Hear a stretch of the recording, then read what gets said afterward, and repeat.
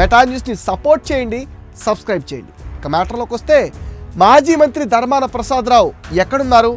ఎన్నికల్లో ఓటమి తర్వాత నుంచి ఎందుకు కనిపించకుండా పోయారు? పవర్లో ఉన్నప్పుడు శ్రీకాకుళం జిల్లా రాజకీయాలను శాసించిన ధర్మాన ప్రసాదరావు పవర్ పోగానే అజ్ఞాతవాసిగా మారిపోయారు. క్యాడర్కు ముఖం చాటేశారు. ఓటమిని జీర్ణించుకోలేకపోతున్న ఆ మాజీ మంత్రి ప్రస్తుతం పార్టీ పెద్దలకు కూడా అందుబాటులోకి రావడం లేదట. తాడేపల్లిలో జరిగిన జిల్లా స్థాయి మీటింగ్కు డుమ్మా కొట్టారు. దీంతో ఆయన వ్యవహార శైలిపై జిల్లా పార్టీలో జోరుగా చర్చ జరుగుతుంది. ప్రస్తుతం ప్రసాదరావు తన కుమారుడు రాజకీయ వారసుడు రామ్మోహన్ నాయుడు కోసం ఆలోచిస్తున్నారని అంటున్నారు. వైసీపీలో రాజకీయ భవిష్యత్తు శూన్యమని భావించిన ధర్మాన తన తనయుడికి దారి చూపించడం కోసం ఏ పార్టీలోకి వెళ్లాలో తేల్చుకోలేకపోతున్నారట.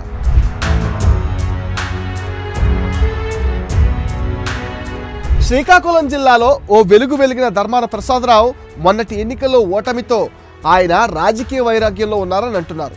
రాజకీయంగా ఎటు అడుగులు వేయాలని సమాలోచన చేస్తున్నారని తెలుస్తోంది. తన తనయుడిని ఏ పార్టీలో చేర్పిస్తే రాజకీయంగా నిలదొక్కుంటారు అని ఆలోచిస్తున్నారట. ఎందుకంటే 2024 ఎన్నికల్లో కుమారుడికి శ్రీకాకుళం శాసనసభ టికెట్ని ప్రసాదరావు అడిగారు. దానికి జగన్ నిరాకరించారన్న ఆవేదన ప్రసాదరావులో ఉందని అంటున్నారు.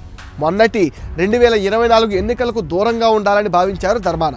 అయినా జగన్ బలవంతంగా పోటీ చేయించడం, ఓటమి పాలవడంతో ధర్మాన తీవ్ర అసంతృప్తితో ఉన్నారట.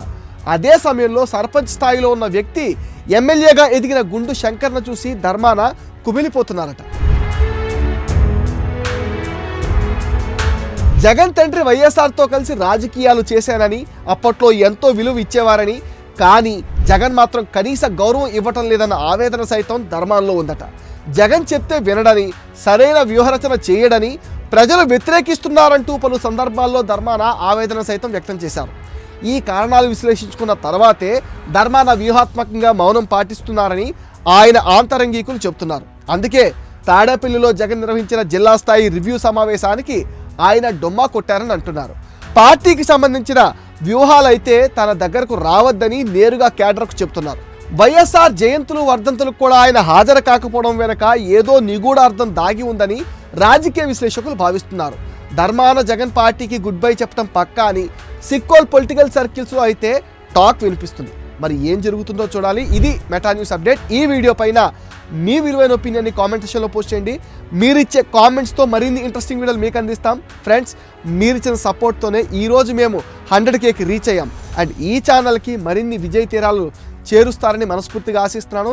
దానికోసం మీరు చేయాల్సిందల్లా ఈ వీడియోస్ని లైక్ చేయండి, షేర్ చేయండి, మెటా న్యూస్ని సపోర్ట్ చేయండి, సబ్స్క్రైబ్ చేయండి.